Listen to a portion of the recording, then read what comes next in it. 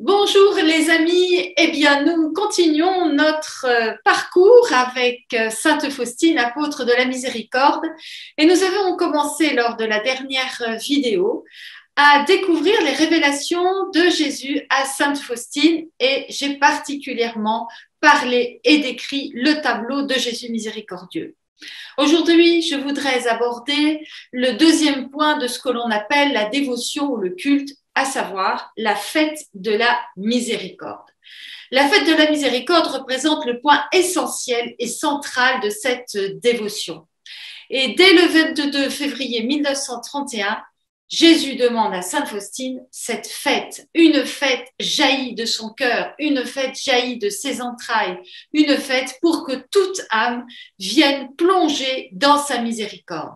Et donc, à l'occasion de cette demande, Jésus révèle les grâces nombreuses qui y sont attachées. Il va lui dire qu'il veut que cette fête soit un recours et un refuge pour toutes les âmes, surtout pour les pauvres pécheurs. Il lui dit aussi qu'en ce jour-là, les entrailles de sa miséricorde sont ouvertes, qu'il veut déverser un océan de grâce sur les âmes qui s'approcheront de la source de sa miséricorde. Et il veut également qu'aucune âme n'ait peur de s'approcher de lui, même si ses péchés sont comme l'écarlate. Et la fête de la miséricorde, comme il le dit, est issue de ses entrailles et il veut qu'elle soit fêtée solennellement le premier dimanche après Pâques. Et à l'occasion de ces différentes apparitions, de ces différentes demandes à Sainte Faustine à propos de cette fête, eh bien, il va même dire qu'il veut accorder une indulgence plénière à tous ceux qui iront se confesser et communieront en ce jour-là, en cette fête de la miséricorde. Et alors, cette fête est tellement importante pour Jésus qu'il va faire cette demande, réitérer cette demande 14 fois à Sainte Faustine. Nous retrouvons 14 fois dans le petit journal de Sainte Faustine les demandes et les précisions concernant cette fête. Et à travers cela, eh bien, nous voyons combien elle représente de l'importance pour le Seigneur. Il va lui dire d'ailleurs, mon cœur se réjouit de cette fête. Alors, cette fête se situe le premier dimanche après Pâques, et de cette manière, Jésus va vous montrer qu'il y a un lien étroit entre le mystère pascal et cette fête, et que ce lien, si cette fête a lieu à la fin de l'octave de la miséricorde, c'est parce qu'il veut manifester la miséricorde de Dieu pour nous. Parce que déjà, la fête de Pâques, le mystère de la rédemption, c'est une grâce de la miséricorde. Et cette fête vient dans le prolongement de cette fête de Pâques. Alors, cette fête se prépare par une neuvaine. Le tableau que j'ai expliqué la dernière fois doit être solennellement béni. Les prêtres sont invités à prêcher la miséricorde lors de l'Eucharistie dominicale et le sacrement de la réconciliation doit être proposé largement. Alors, certaines demandes, ces différentes demandes peuvent interroger à bien des écarts. En effet, commencer la neuvaine le vendredi saint peut être source d'incompréhension. La confession, une semaine après Pâques, surprend. Et fêter la miséricorde de dimanche in albis, alors que ce jour-là, l'Église accueille généralement les baptisés de Pâques, eh bien, ça suscite bien des réactions et des interrogations. Alors, ce que je vous propose, eh bien, c'est que nous allons analyser les éléments constitutifs de cette fête, point par point. Et on va essayer de faire des ponts pour comprendre ces différents éléments. Tout d'abord, arrêtons-nous sur la neuvaine. En effet, cette fête se prépare par une neuvaine qui commence donc le vendredi saint. Et cette prière a été enseignée par le Christ lui-même à Sainte Faustine. Et il désire donc que durant 9 jours, eh bien, Sainte Faustine amène les âmes à la source de sa miséricorde afin qu'elles puisent force et fraîcheur, ainsi que toutes les grâces dont elles ont besoin dans les difficultés de la vie, particulièrement à l'heure de la mort. Et donc, il va lui demander d'amener chaque jour à son cœur un groupe d'âmes différents pour les plonger dans l'océan de sa miséricorde. Et il va donc lui dire, et moi, je ferai entrer toutes ces âmes dans la demeure de mon Père. Tu feras cela dans cette vie et dans l'autre. Je ne refuserai rien aux âmes que tu amèneras à la source de ma miséricorde. Et chaque jour, par ma douloureuse passion, tu solliciteras de mon Père des grâces pour ces âmes. Alors, nous pouvons nous interroger effectivement sur cette neuvaine qui commence le vendredi saint. Le vendredi saint, pendant la célébration de la Passion du Seigneur, il y a une grande prière universelle qui est faite en grande solennité et qui a pour but, eh bien, de prier aux grandes intentions de l'Église et du monde. Et parce que le salut accordé par le sang versé par Jésus sur la croix doit atteindre les extrémités de la terre. Donc c'est un jour de grande, je dirais, imploration pour le monde. Et pendant cette célébration de l'office de la Passion, nous intercédons tour à tour pour l'Église, pour le pape, pour le clergé, pour le peuple fidèle, les catéchumènes, l'unité des chrétiens, les juifs, ceux qui ne croient pas en Jésus, ceux qui ne croient pas en Dieu, mais aussi pour les pouvoirs publics et pour tous les hommes dans l'épreuve. Et donc, cette neuvaine demandée par Jésus poursuit et amplifie cette puissante intercession pour le monde, puisque à l'occasion de cette neuvaine, eh bien, nous prions tout d'abord pour l'humanité tout entière, ensuite pour les âmes sacerdotales et religieuses, puis pour les âmes pieuses et fidèles, pour les païens, ceux qui ne connaissent pas le Christ, pour les hérétiques et les apostats, pour les âmes douces et humbles et celles des petits-enfants, pour ceux qui honorent et glorifient la miséricorde, et enfin pour les âmes du purgatoire et pour les âmes froides. Donc, nous voyons que cette neuvaine, eh bien, déploie toutes ces intentions de prière qui sont présentées lors de l'office de la Passion. Et dans cet office, eh bien, il y a ensuite la vénération de la croix que l'Église nous invite à contempler et à adorer par ces paroles. Voici le bois de la croix qui a porté le salut du monde.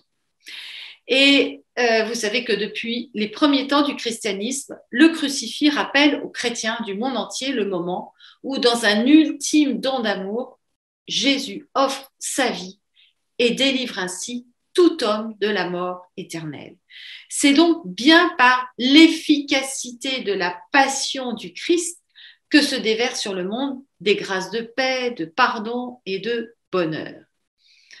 Et donc, pendant cette neuvaine, eh bien, les âmes qui sont plongées dans cette neuvaine sont plongées dans la passion, puis dans la résurrection du Seigneur, et elles bénéficient puissamment des grâces issues du cœur ouvert du Seigneur. Les cœurs les plus endurcis sont mystérieusement rejoints et préparés. Jésus va lui dire d'ailleurs, pendant cette neuvaine, j'accorderai aux âmes toutes sortes de grâces. Donc ce sont tout d'abord des grâces de conversion, de retour à Dieu que le Christ annonce, mais toutes grâces, eh bien, toutes grâces sont offertes, aussi bien les grâces spirituelles que des grâces temporelles, matérielles et d'autres grâces telles que des conversions, telles que des grâces au titre professionnel, au titre santé, etc. etc. C'est un temps béni du Seigneur.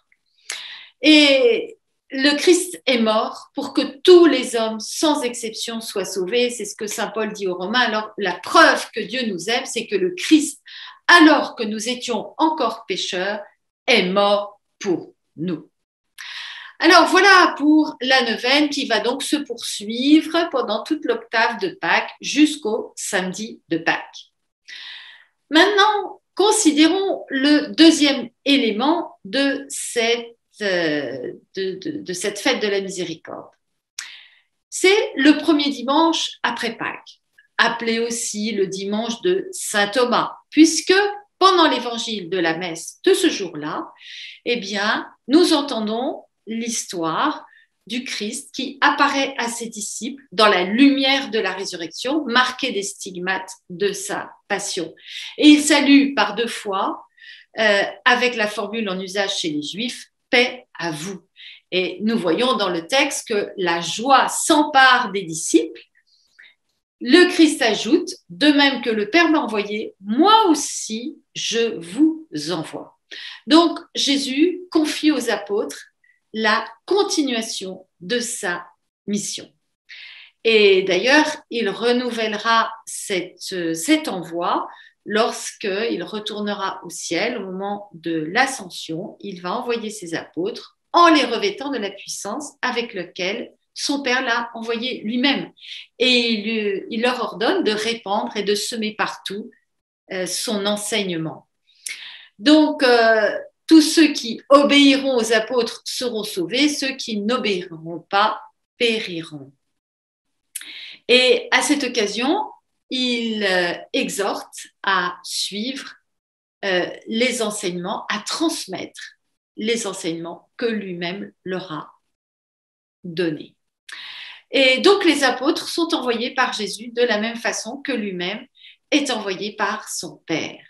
Et puis ensuite, il souffle sur eux et il ajoute, recevez l'Esprit Saint, tout homme à qui vous remettrez ses péchés, ils lui seront remis, tout homme à qui vous maintiendrez les péchés, leur seront maintenus. Par ces paroles, eh bien, Jésus remet aux apôtres le pouvoir de pardonner les péchés, pouvoir exercé dans le sacrement de la réconciliation. En même temps, eh bien, il confirme une fois de plus que le péché est le plus grand mal dont l'homme doit être libéré, et il montre aussi que la faculté d'opérer une telle libération est confiée à l'Église. Et puis, cet évangile de Saint Jean que nous entendons le premier dimanche après Pâques se conclut par l'acte de foi de Thomas, qui, après avoir douté, a reconnu son Seigneur et son Dieu lorsque Jésus se présente à nouveau à lui, ressuscité, et qu'il l'invite à toucher ses plaies.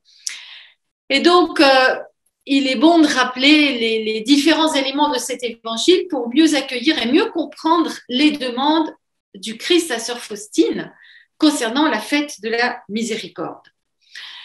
Nous avons un élément suivant, eh bien, c'est le dimanche de la miséricorde et le ministère sacerdotal. Nous voyons dans le petit journal que Jésus exhorte les prêtres à prêcher inlassablement la miséricorde et à rappeler aux fidèles d'avoir confiance en la miséricorde. Et il les assure de nombreuses bénédictions pour leur ministère.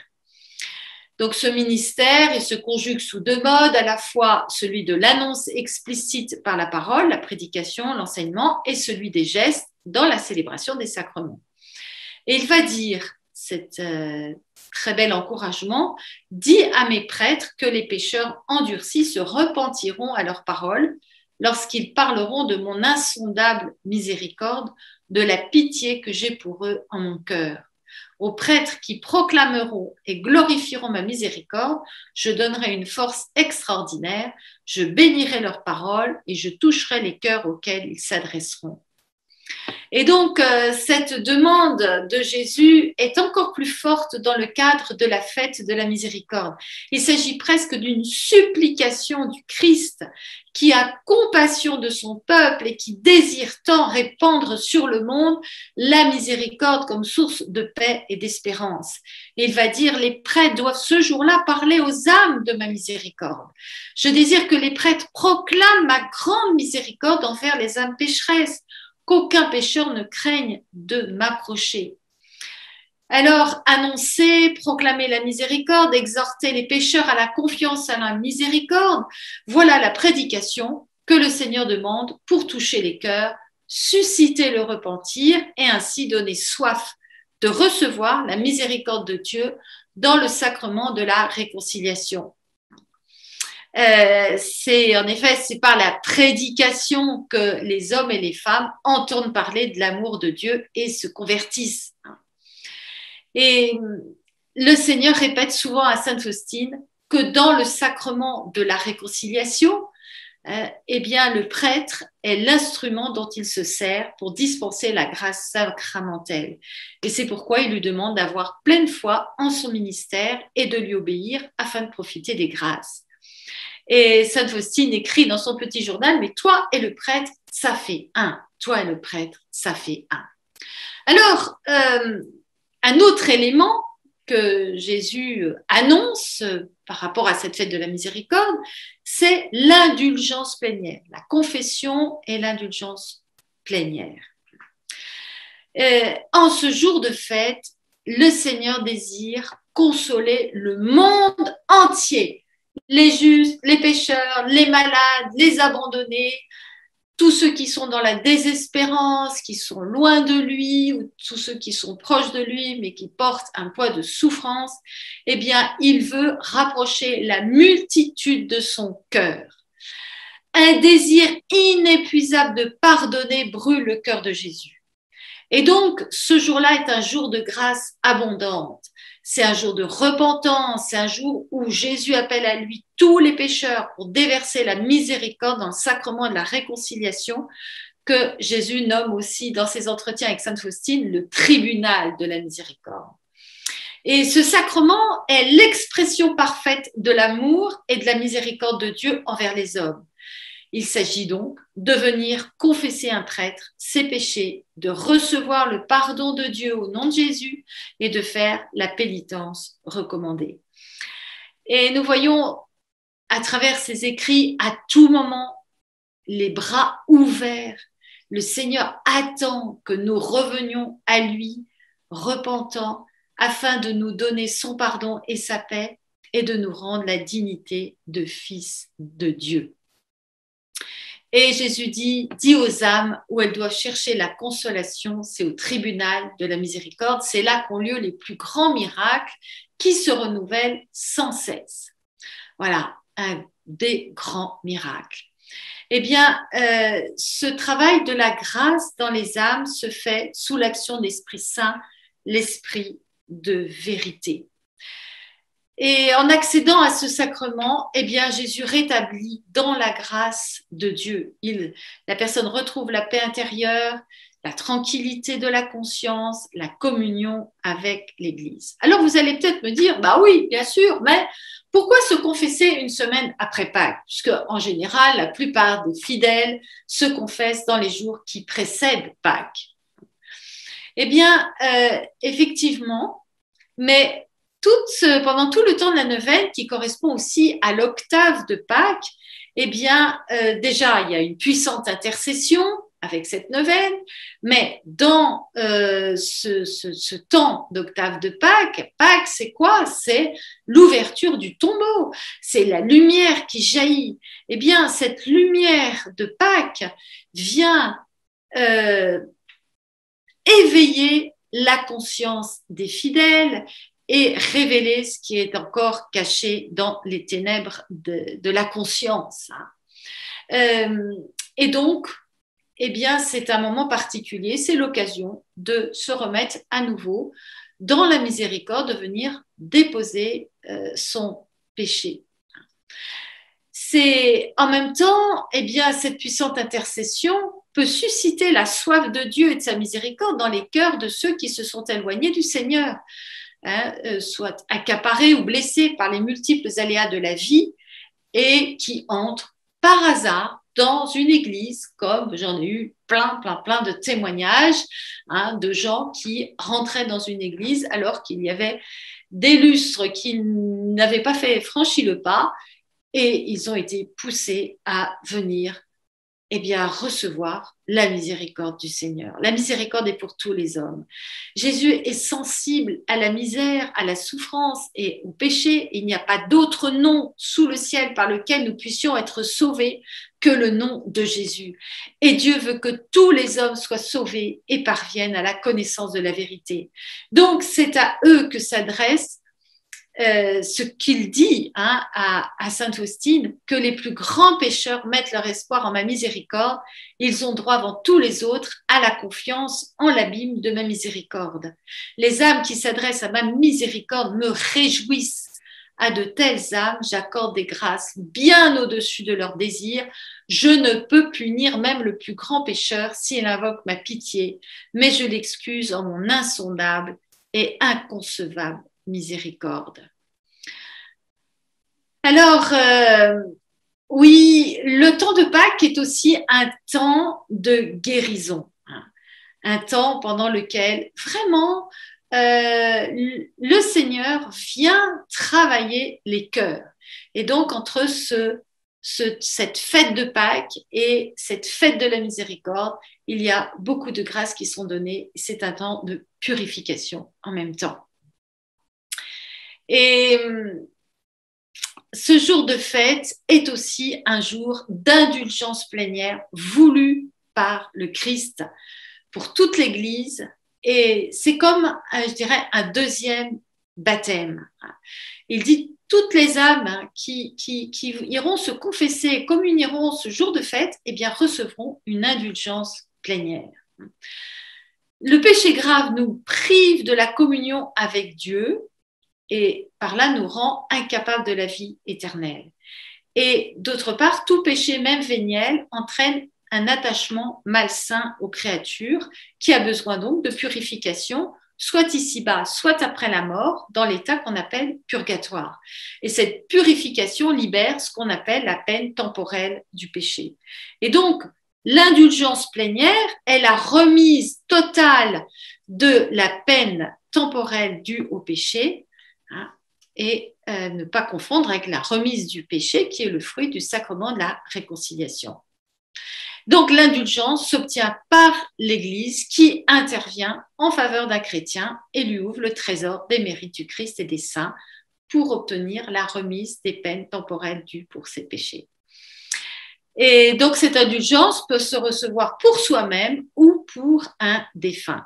Et donc, ces demandes-là, bien précises de Jésus et Sainte Faustine, ont toutes été actées par Saint Jean-Paul II dans un décret dans lequel il recommande particulièrement aux prêtres de se rendre disponibles le jour de la fête de la miséricorde pour les confessions et pour que tous ceux qui iront se confesser et communieront puissent bénéficier de cette indulgence plénière.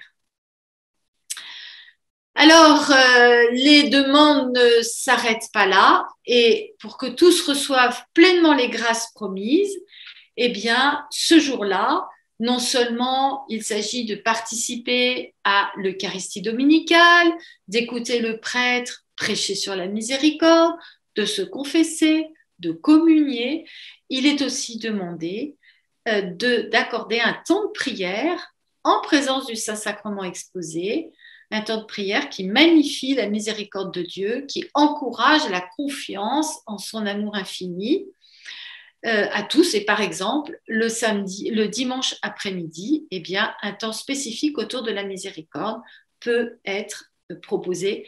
Et là aussi, Saint Jean-Paul II l'encourage en demandant dans ce décret qu'il y ait un temps, un exercice pieux en l'honneur de la divine miséricorde. Alors, de quelle prière s'agit-il? Eh bien, nous pouvons penser aux litanies de la miséricorde et surtout au chapelet de la miséricorde. Ainsi, à l'occasion de cette fête, eh bien, les fidèles pourront adorer la miséricorde et bénéficier de cette indulgence plénière telle que le Christ souhaite la donner. Et Jésus va dire, je leur offre une ultime planche de salut, la fête de ma miséricorde. Si elles n'adorent pas par ma miséricorde, si elles n'adorent pas ma miséricorde, elles périront pour l'éternité. Donc, cette fête de la miséricorde que Jésus a voulu accorder à toute l'Église est une grande journée de pardon pour les péchés. Comme d'ailleurs, nous pouvons le lire dans l'Ancien Testament, il y avait le jour des expiations, la fête du grand pardon, pour signifier la grande miséricorde de Dieu. Donc Jésus, qui n'est pas venu abolir, mais accomplir les Écritures, a voulu donner la fête de la miséricorde comme une grande manifestation au monde de sa miséricorde infinie pour donner son pardon sans mesure. Alors ensuite, eh bien, Jésus demande la vénération du tableau, dit que cette image soit solennellement bénie le premier dimanche après Pâques, qu'elle reçoive les honneurs publics afin que chaque âme puisse la connaître. Tout ce qu'exprime le tableau, toutes les grâces qui en émanent ont été présentées dans la précédente vidéo. Mais c'est beau de voir l'insistance de Jésus pour que cette image soit particulièrement honorée lors de la fête de la miséricorde. Elle doit être exposée à la vue de tous et bénéficier d'une vénération spécifique de tous les fidèles. Alors pour terminer, un autre point aussi qui a suscité bien des questions, c'est que ce premier dimanche après Pâques est aussi appelé le dimanche in albis. Et dans la tradition ancienne, lors de ce dimanche appelé in albis, eh bien, les néophytes de la veillée pascale revêtent une fois encore leurs vêtements blancs, symbole de la lumière, que le Seigneur leur a donné au baptême. Donc ce jour-là, ils déposent leurs vêtements blancs, mais la luminosité nouvelle qui leur a été communiquée, eh bien, doit s'incarner, doit entrer dans leur vie quotidienne. Ils doivent ainsi conserver cette lumière du baptême avec attention pour apporter au monde quelque chose de la lumière et de la bonté de Dieu. Et ce qui est très beau, c'est que le pape Jean-Paul II a dit à propos de ce dimanche de la miséricorde est le vêtement de lumière que le Seigneur nous a donné au baptême. Nous ne devons pas laisser cette lumière s'éteindre. Au contraire, elle doit grandir en nous chaque jour et apporter ainsi au monde la joyeuse annonce de Dieu. Alors cette fête, eh bien, elle est reconnue officiellement, oui, par Saint Jean-Paul II le 30 avril 2000, lorsqu'il a canonisé sœur Marie-Faustine du Très-Saint-Sacrement. Il a publié en même temps 2 décrets précisant les modalités liturgiques de ce dimanche et en actant exactement tout ce que Jésus a demandé à Sainte Faustine. Alors en conclusion, eh bien, je citerai encore Jésus à Sainte Faustine quand il dit « Je donne à l'humanité sa dernière planche de salut, c'est-à-dire le recours à ma miséricorde. Mon cœur se réjouit de cette fête. » Et il dit aussi « L'humanité ne trouvera pas la paix tant qu'elle ne se tournera pas vers ma miséricorde. » Alors en ces temps troublés, eh bien, ce message est d'autant plus d'actualité. Cette fête est un canal privilégié pour recevoir en plénitude la miséricorde qui coule du cœur de Jésus et qui apporte la paix, la consolation, l'espérance à l'humanité accablée. Voilà, chers frères et sœurs, c'est très beau de voir qu'au XXe siècle, il y a moins de 100 ans, Jésus a eu ce désir de manifester sa miséricorde au monde entier, de donner des moyens au monde entier, à chaque personne, de bénéficier de sa miséricorde. Alors, profitons-en, ne ratons pas cette fête. C'est facile, comme date à se rappeler, c'est toujours le premier dimanche après Pâques. Soyez puissamment bénis, n'hésitez pas à liker, à transmettre le lien, à vous abonner et je vous informe que sur la boutique du site de la communauté des serviteurs de la miséricorde, vous pourrez trouver des images, mais aussi mes livres, notamment le livre « Une grâce pour notre temps » qui explique de façon approfondie les différents points de ce que l'on appelle le culte ou la dévotion. Soyez puissamment bénis et à la semaine prochaine!